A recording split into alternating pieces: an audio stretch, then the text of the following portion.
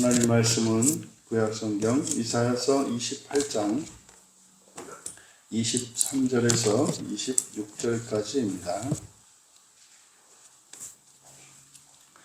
같이 함께 읽겠습니다.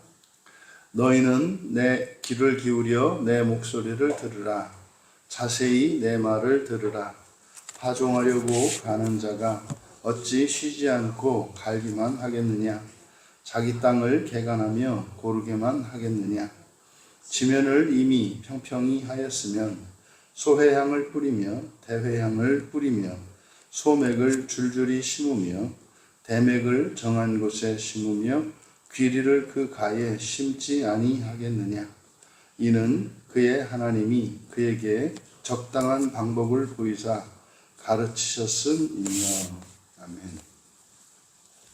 하나님의 완전하고 선하신 작정이라는 제목으로 말씀의 은혜를 나누고자 합니다.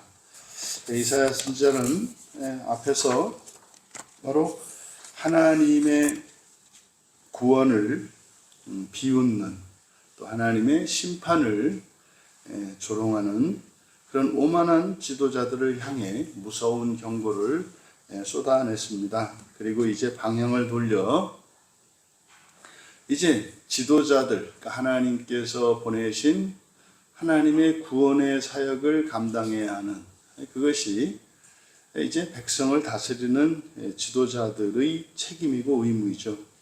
근데 그들의 제 역할을 하지 못하기 때문에 이제 하나님께서 방향을 돌려서 영적으로 무감각해진 백성들을 향해 피를 토하는 심정으로 호소합니다. 오늘 본문은 거칠고 두려워 보이는 하나님의 징계 이면에 감추어져 있는 농부와 같이 세밀하고 완벽한 하나님의 선하신 계획이 있다는 사실을 우리에게 가르쳐 줍니다.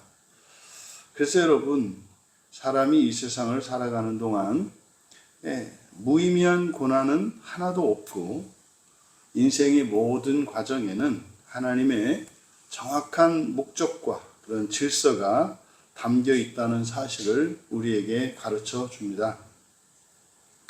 23절에서 선지자를 통한 하나님의 그 간절한 절절한 마음을 우리가 느낄 수 있습니다.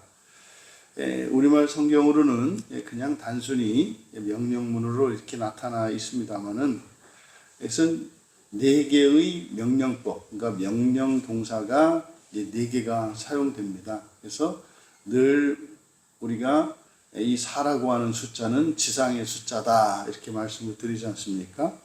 그러니까 이런 4번에 걸친 연속된 이 명령문을 통해서 온 세상에 있는 모든 이들에게 빠짐없이 선포하고 있는 것을 나타내고, 또한 동시에 여기는 히필명령법, 뭐뭐하게 하다라고 하는 히필형이죠. 그래서 히필명령법을 통해서 바로 이 선지자의 그 절박함, 그 간절한 그 마음을 표시하고 있습니다.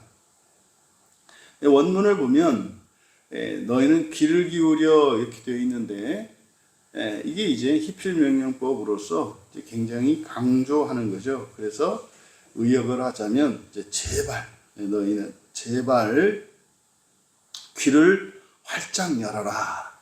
너희는 제발 귀를 좀 활짝 열어라. 그리고 내 목소리를 들어라.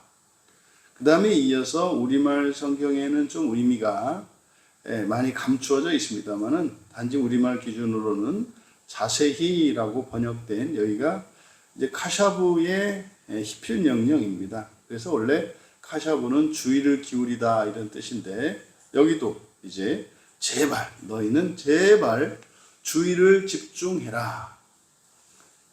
그리고 내 말을 들어라. 이렇게 제발 뭐뭐해라, 제발 뭐뭐해라 라고 하는 2개의 문장이 이렇게 4중으로 4연속해서 명령법으로 쓰이고 있습니다. 그러니까 이것은 하나님께서 이미 유다의 지도자들이 스스로 이제 경멸의 자리로 오만하게 되었기 때문에 하나님께서는 선지자들을 통하여 백성들이라도 제발 깨어나기를 바라시며 절박하게 부르고 계시는 것입니다. 하나님이 주시는 말씀, 하나님의 그 말씀은 우리가 의지적으로 귀를 열고 집중할 때에만 들린다는 사실을 또한 우리에게 가르쳐 줍니다. 우리는 하나님의 말씀을 성경을 통해 읽고 또 설교자의 입을 통하여 듣습니다. 성경을 읽을 때나 또 설교를 들을 때나 선포되어지는 하나님의 말씀이겠습니다마는 그것이 정말 우리의 마음속에 심겨지는 하나님의 생명의 말씀이 되고자 한다면 거기에는 우리의 능동적인 참여가 있어야 한다는 것을 가르쳐 줍니다. 이어 24절에서는 이 세상에 이렇게 목적이 없는 게 없다는 거죠. 목적이 없는 게 없다. 파종하려고 가는 자가 어찌 쉬지 않고 갈기만 하겠느냐. 이제 여기서는 이제 쉬지 않고라는 말이 이제 의역해서 들어가 있습니다만은 24절을 그대로 직역을 하면 이렇게 됩니다. 파종하기 위해 밭을 가는 자가 온종일 밭을 갈기만 하는가? 또 그가 온종일 자기의 땅을 갈아엎고 흙덩이를 평평하게 고르기만 하는가? 이것은 이제 두 개의 의문문이 이제 평행법으로 이렇게 쌍으로 나타나 있는데 목적 없는 행위가 없다는 겁니다. 이것은 이제 농부가 씨를 심기 위해 밭갈이 하는 비유를 통해서 이제 우리의 인생의 중요한 원리 그리고 하나님의 창조의 원리를 우리에게 가르쳐 줍니다. 모든 수고에는 그리고 모든 일에는 목적이 있다는 거죠. 그래서 그냥 온종일 밭만 하는가? 그럴 일이 없다는 거죠. 여러분 밭을 가는 것은 목적이 아니죠. 그것은 바로 뭐라 그랬습니까? 씨를 뿌리기 위해서, 파종하기 위해서죠. 파종하기 위해 밭을 가는 자가 온종일 밭을 갈기만 하는가? 여러분, 씨를 뿌리기 위해서 하는 사람이 그냥 계속해서 밭만 갈고 있겠느냐 이 말이에요. 근데 여러분 사실상 우리들은 어떻게 살아가고 있습니까?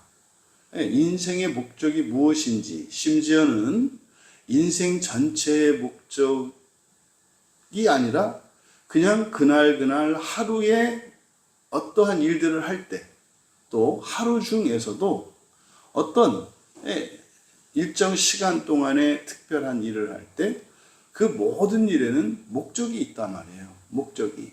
그런데 마치 농부가 씨를 뿌리기 위해서 밭을 가는데 씨는 안 뿌리고 계속해서 뭐 몇 년이고 며칠이고 그냥 계속해서 밭을 갈고만 있다고 생각을 해보시라고요. 그러니까 여러분 열심히 새벽같이 일어나서 하루 종일 밭을 갈아요. 그리고 해가 질 때까지 계속 열심히 땀을 흘리며 일합니다. 그러니까 지금 마치 이것은 목적을 잃어버린 인생이 얼마나 헛된 인생을 살게 되는 것인가를 보여주는데 사실은 많은 사람들이 이런 거죠. 그냥 밭을 가는 것 자체가 인생의 목적인 양 살아가는 사람들이 있는 겁니다. 하나님의 백성들이 그렇다는 거죠. 그리고 여러분 그렇게 밭을 갈아서 하반절에서 얘기하는 것처럼 땅을 다 갈아엎었고 흙덩이를 평평하게 다 골랐어요. 근데 그렇게만 하느냐 이 말이죠. 그러니까 씨를 뿌리지 않고 계속 그 일만 하느냐 이 말이에요. 우리가 우리들의 일상을 한번 되돌아볼 필요가 있습니다. 똑같은 일들을 똑같은 날들을 반복해서 살아가는 것 같습니다만은 사실은 같은 날은 단 하루도 없죠. 그리고 똑같은 일을 반복하는 것 같다 하더라도 우리는 그 반복하는 일 때문에 일을 하는 게 아니라 어떤 목적이 있다 말입니다. 그래서 목적을 잃어버리면 삶의 권태를 느끼고 그것에 흥미를 잃고 보람이 없는 무미건조한 인생이 갑자기 돼버리는 거예요. 목적을 잃어버렸기 때문이죠. 그래서 허무에 빠지기도 하고 또는 우울증이나 이러한 정신적으로 이렇게 침체되는 일들을 겪게 되는 겁니다. 여러분, 성경은 분명히 우리에게 가르쳐 줍니다. 사람이 이 세상에 태어나는 것은 목적이 있다. 이것은 우리가 구원을 위한 것인데 구원은 사람은 신이 되기 위한 것입니다. 그러면 신이 되는 것 자체만이 우리의 목적이냐면 그렇지 않죠. 우리에게는 사명이 있습니다. 사명이 있습니다. 그래서 신이 되는 부활을 위하여 구원을 이루며 살아가는 자기 자신의 존재론적인 목적이 있고 또한 그렇게 되어서 세상을 구원하고 세상을 온전케 하는 사명적인 한목적성이 있습니다. 이것이 사람이죠. 이것을 잊지 말아야 합니다. 그래서 여기서 농부가 파종하는 씨 뿌리는 비유를 든 것은 사실은 뭡니까? 예수님께서도 그렇고 우리의 마음을 밭에 비유하시고 하나님의 말씀은 씨앗으로 비교하기 때문에 그래서 사람이라고 하는 존재가 원래 흙으로 지어졌지 않습니까? 그래서 마치 밭과 같은 게 사람인데 거기에는 하나님의 말씀이 씨앗이 되어 심겨져서 우리에게서 하나님의 생명이 이렇게 싹이 트고 열매를 맺어야 하는 겁니다. 그러면은 우리 존재 자체가 하나님의 완전한 자녀가 되는 거죠. 그래서 살면서 호흡하고 먹고 마시고 일하고 성공하고 실패하고 때로는 낙심하고 때로는 기뻐하고 하는 이런 일련의 모든 인생에 일어나는 일들, 우리가 마음으로 생각하고 느끼고 하는 이런 모든 일들, 이것이 뭐예요? 농부의 밭 가는 과정과 같다는 것이고요. 그런데 밭 가는 게 목적이 아니라 그것은 뭐다? 씨앗을 심고 키우기 위한 것임을 나타내는 겁니다. 그런데 사람들이 부활의 목적을 알지 못해요. 구원이 무엇인지를 알지 못해요. 그러니까 열심히 무엇인가를 하면서 살기는 사는데 평생 동안 하나님의 말씀을 심지 않으면서 살아간다는 거죠. 이것을 지금 24절에서 이런 목적이 없는 일은 없음에도 불구하고 그저 목적 없이 영원히 쟁기질만 하면서 살아가는 것 같은 인생을 꼬집는 것입니다. 이어 25절과 이제 26절에서 바로 이렇게 밭을 갈고 평평히 했으면 밭을 다 고르고 일함을 하고 이렇게 다 했으면 그 뒤에 하는 일들에 대해서 얘기합니다. 25절에 지면을 이미 평평히 하였으면 소회향을 뿌리고 대회향을 뿌리고 소맥을 줄줄이 심고 대맥을 정한 곳에 심고 귀리를 그 가에 심지 않겠느냐. 지금 25절에서 밝히는 것은 바로 이제 밭을 다 갈고 일항을 다 내고 했으면 거기 심는다 이 말이에요. 무엇인가를 심는다 이 말이에요. 여기서 나오는 소회향, 대회향, 밀, 보리, 그 다음에 귀리 이렇게 5가지 종류를 이야기하고 있습니다만은 어떤 거는 씨를 뿌리는 게 있고요. 어떤 것은 싹을 틔워서 그걸 나누는 게 있고요. 그러니까 대표적으로 우리가 모짜리 같은 경우 이제 지금 아마 다 이제 모신기가 끝냈을 건데 벼를 키울 때 어떻게 합니까? 벽실을 싹 틔운 다음에 모짜리를 낸 다음에 그걸 가지고 나중에 이제 그 모를 심는단 말이죠. 그런 경우가 있고 또 어떤 거는 씨를 직접 뿌리는 경우가 있죠. 여기서 지금 바로 소회향과 대회향을 이야기할 때 바로 이제 어떤 거는 묘목을 나누기도 하고 그 모를 나누기도 하고 어떤 거는 씨를 뿌리기도 하고 뭐 이렇게 얘기를 하는 거고, 그 다음에 또 그리고 밀과 보리, 귀리는 또 어떻습니까? 어떤 거는 이렇게 줄 맞춰서 심기도 하고, 또 어디에는 보리를 심고 어디에는 귀리를 심고 위치가 있다 이 말이에요. 보리를 심으면 보리밭 주변에다가, 그 보리밭 옆에 그 경계 너머에다가 귀리를 심는다는 겁니다. 그러니까 이렇게 땅을 일구어서 밭을 정돈한 다음에 농부는 철저한 계획에 따라 그 질서 있게 파종을 시작한다는 거죠. 그래서 모든 것은 각각의 자리가 있고 질서가 있습니다.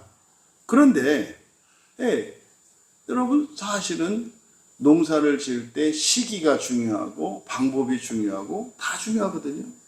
심지어 과수원에서 과수를 키울 때도 뭐 이렇게 접붙이는 것이나 뭐 과일을 솎아내는 것이나 잎을 따내는 것이나 이게 다 방법이 있고 때가 있고 다 있거든요. 바로 그것을 이야기합니다. 지금 이런 얘기를 하는 게 뭡니까?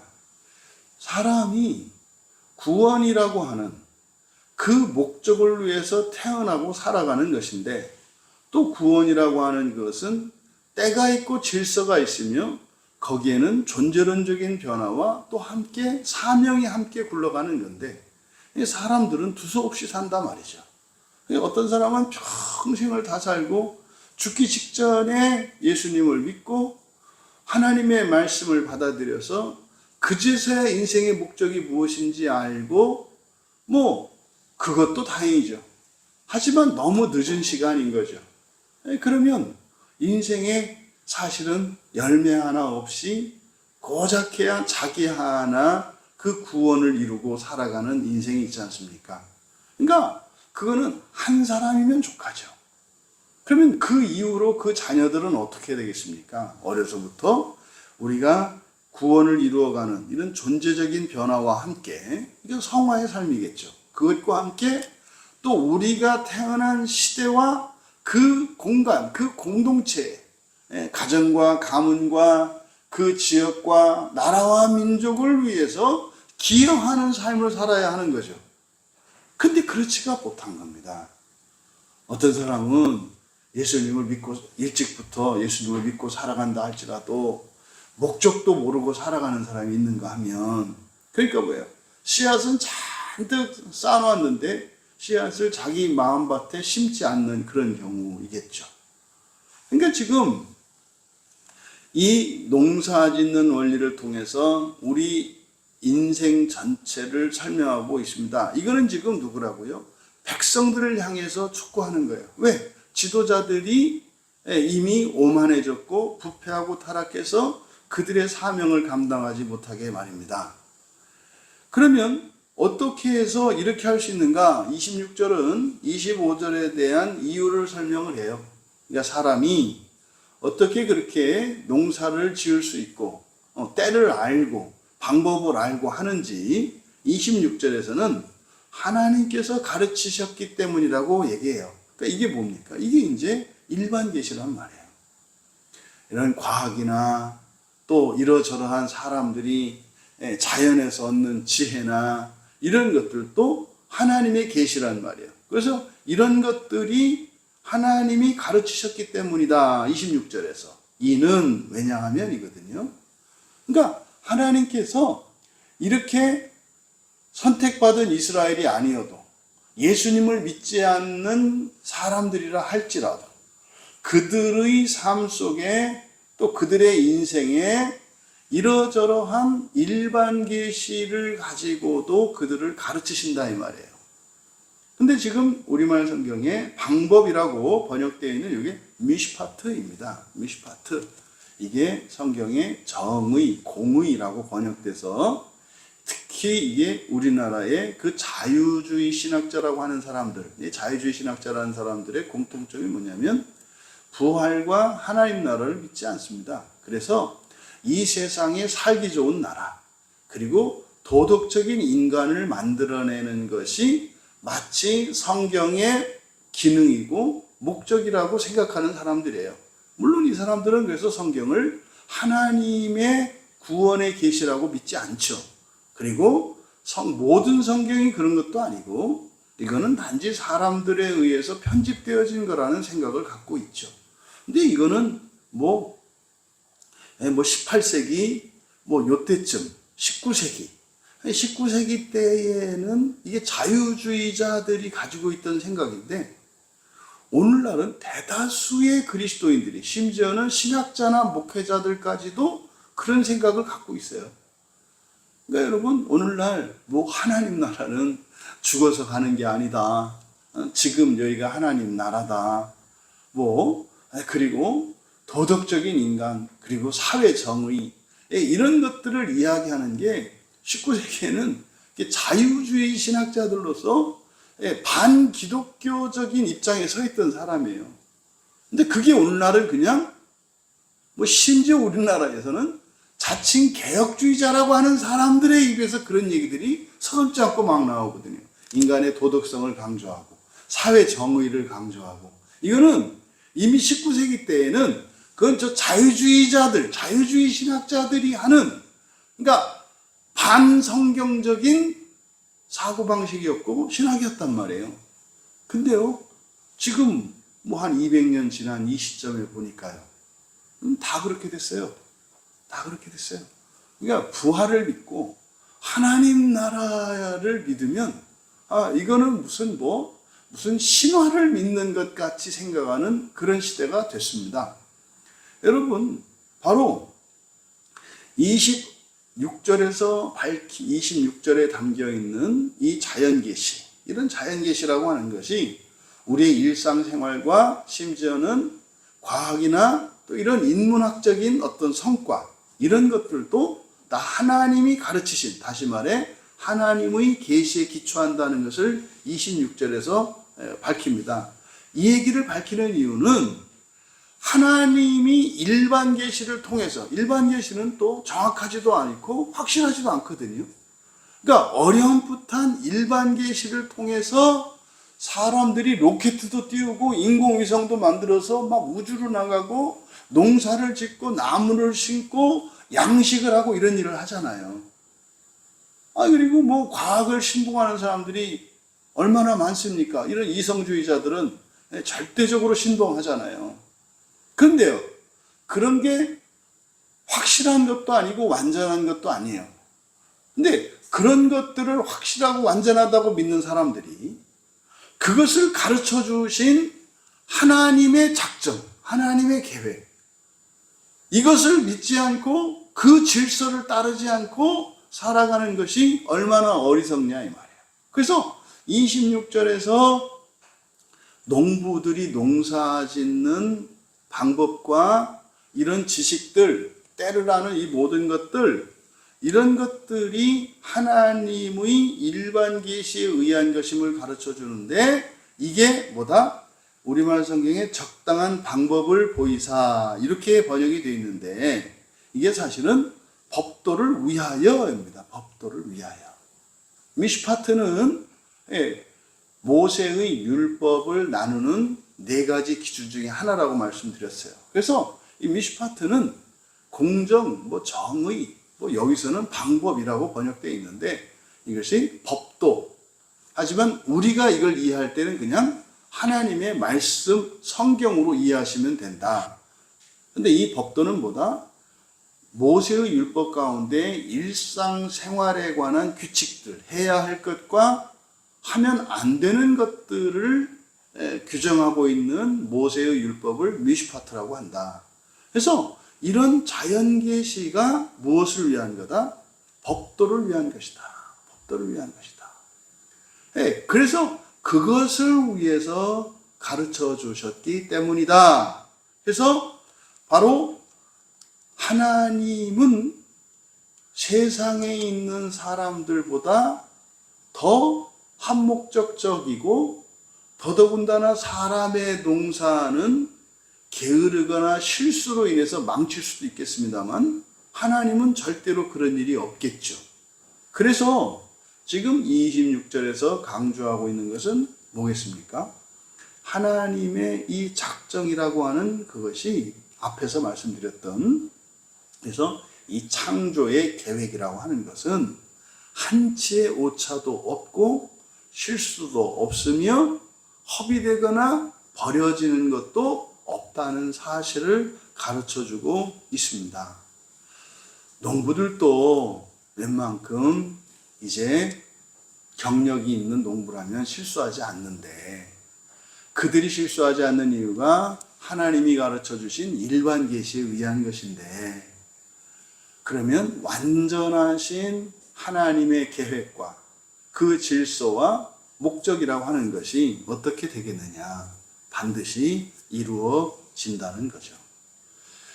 사랑하시는 여러분, 때로는 우리가 인생을 사노라면 이렇게 끝없이 갈아엎어지는 밭처럼 그냥 아프고 혼란스러울 수 있습니다. 여러분, 무의미하지 않다는 거예요. 무의미하지 않다는 거예요. 때로는 우리가 하는 일들이 뜻대로 안 되고 그냥 첩첩산중과 같이 고난의 연속이고, 인생을 살아가는 게 무엇과 같다? 농부가 밭 가는 것과 같다. 그러면 농부는 하나님이시거든요. 우리는 하나님의 밭이에요, 말하자면. 그러면 세상 농부도 자기 밭에다가 때를 따라 목적을 위하여 어떤 일을 한단 말이에요. 흙이 패이고 거기에 있는 돌멩이들이 골라지고 또 거기에 물이 뿌려지고 거름이 뿌려지고 하는 이러한 일들. 그러면요, 우리는 인격을 가진 존재이기 때문에 우리의 인생을 우리가 산다고 생각을 하죠. 또 살죠. 그런데 농부이신 하나님과 함께 살고 있다는 것을 결코 잊어서는 안 됩니다. 주일 말씀에서도 반드시 우리가 정말 생생한 성령의 능력으로 정말 예수 그리스도의 증인의 삶을 살고자 하면 절대로 잊지 말아야 되는 게 예수님이 살아계시다는 것과 그것을 항상 그 약속을 잊지 말고 살아야 된다 그랬잖아요. 그러니까 같은 맥락입니다. 하나님이 내 몸과 마음에 그리고 내 인생에 우리의 역사에 농부 되시는 하나님이신 것을 잊지 말라는 거죠. 하지만 세상 사람들은 그것을 알지 못하고 그저 자신들이 이 세상에 무엇인가를 세우기 위해서 살아가는 것으로 착각한다고요. 근데요, 오늘 본문은 이스라엘의 지도자들이 그것을 잊고 산단 말이에요. 오늘 이 시대와 이사야서의 말씀이 너무나 맞아떨어져요. 우리나라가, 우리 교회가, 이 시대의 교회가 무엇을 위해 존재하고 있는지, 무엇을 위해 살아가고 있는지 기억해야 합니다. 하지만 우리의 농부 되시는 하나님이 계획하신 그 완전하고 선하신 작정, 그것은 어떻다? 반드시 이루어진다. 그래서 우리 인생에 일어나는 이러저러한 우여곡절이라고 하는 것은 결국 무엇을 위하다? 법도를 위한 것이다. 근데 그 법도의 핵심이 뭐다? 사람의 구원인데 사람은 하나님의 자녀. 다시 말해 신이죠. 존재론적으로.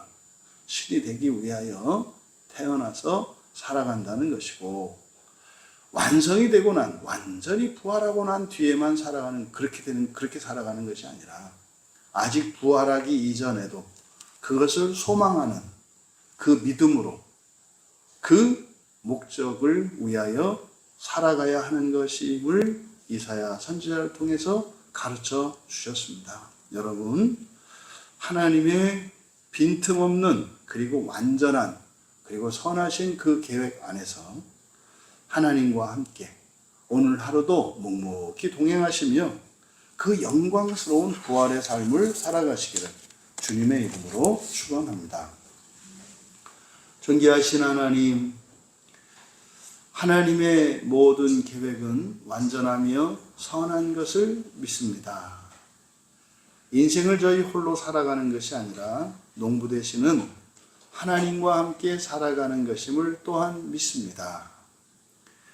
우리 힘을 다하되 우리의 힘과 우리의 능력으로가 아니라 하나님이 먼저 계획하신 그 작정을 따라 이루어지는 것이 우리의 인생인 것을 기억하게 하시고 완성에 대하여 조금도 의심치 말게 하시고 하나님의 예정을 따라 순종하며 복되고 선한 인생을 살아갈 수 있도록 또 그렇게 결단하는 은혜의 시간이 되게 하옵소서.